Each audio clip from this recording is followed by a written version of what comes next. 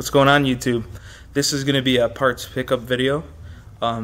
Most of the parts I got are for tunability and cooling system. So let's get into this. First part I have is the Innovate LC1 wideband O2 system. So for those of you that don't know, this is an O2 sensor. This is what plugs in your exhaust, and this is what relays the information about your air-fuel mixture on whether you're running rich, lean, or you're running good. So comes with the sensor, comes with the wiring to plug it all together. This will also go, and one of these wires will go to my factory computer, and this will replace my factory short band O2 sensor, which only goes 0 to 1 volt, with this wideband sensor that goes 0 to 5 volts, allowing it to be more accurate and allow me to tune to a more specific range on all my tuning. It also comes with software. This allows you to data log, so if you're not going to run it into your factory ECU, you can data log what exactly is going on. Next part I got is a boost solenoid. This boost solenoid replaces my Hallman manual boost controller. So this I can program in ECM or DSM link. I can use this to control my boost levels. So if I want to make an 87 octane tune, I'm going to limit the boost to 10 psi. If I want to do 91, then I'll go to 20 psi. And then my E85 tune, I'll be up at 35 psi, or C14, I might do a tune for that too.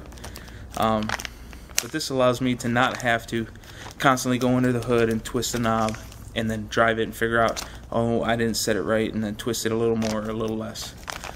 So it's very good. Next, it's part of my speed density kit, which is going to allow me to get rid of the mass airflow sensor and hopefully pick up a few more horsepower. It is a GM 3-bar map sensor. So this map sensor will go 3 times 14.5 or 14.7. So that's 45 psi.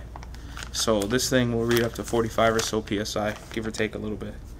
So all it's going to do, it has a plug with the wiring, and then it has a nipple on the sensor that you run a vacuum line to.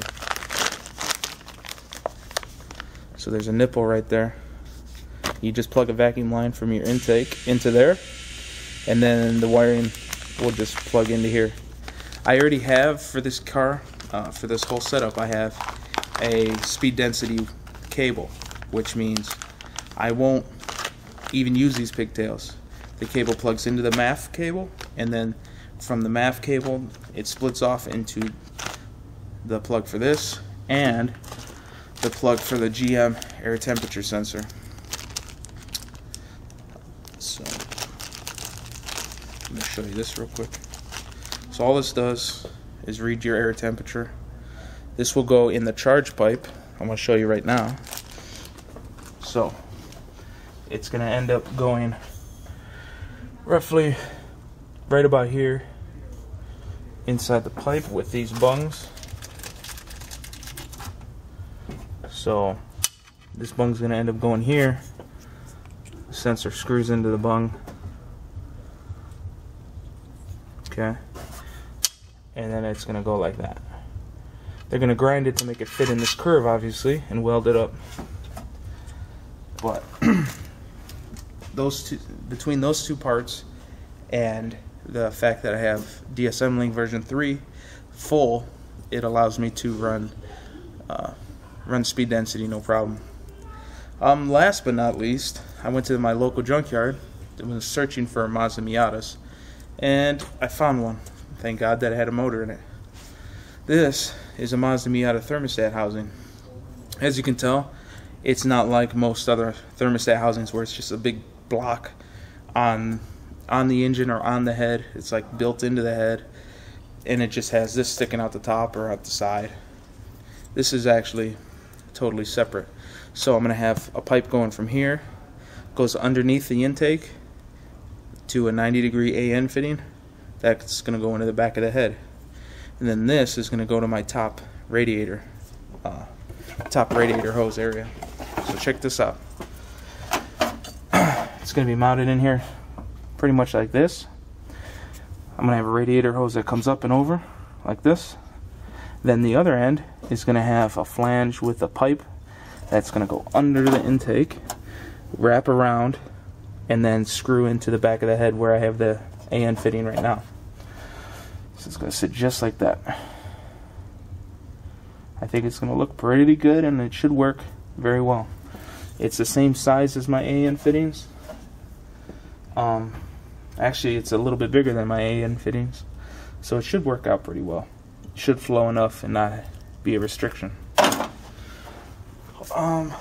Also, some of you were posting on my intercooler pipe video that, oh, you don't have a blow-off valve. No, I just had to get a hold of a mild steel flange. So I'm using this. It's a tile 50 millimeter. So I'm going to place it roughly right about here. The reason I'm putting it over here is because it's going to have a 4-inch aluminum pipe that comes out, comes over. The MAF will be right here, and the filter will be over here, this area. So on the MAF setup, when I'm running the mass airflow sensor, I need a recirculating system. So it's going to have the big pipe and then a 1-inch tube that's welded to the big pipe that comes up and over with a little rubber hose for here. So it will not evacuate already calculated air, because when you're running a mass airflow sensor setup, the mass airflow reads all the air that goes through it.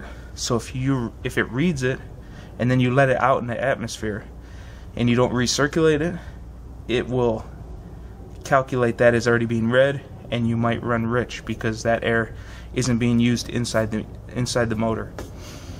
And then once I switch to my speed density, it's just going to be a pipe with the filter, and I'm just going to vent this. It's no big deal. So that's for any of you guys with questions about that. That's about it for this video. So until next time, wrench on.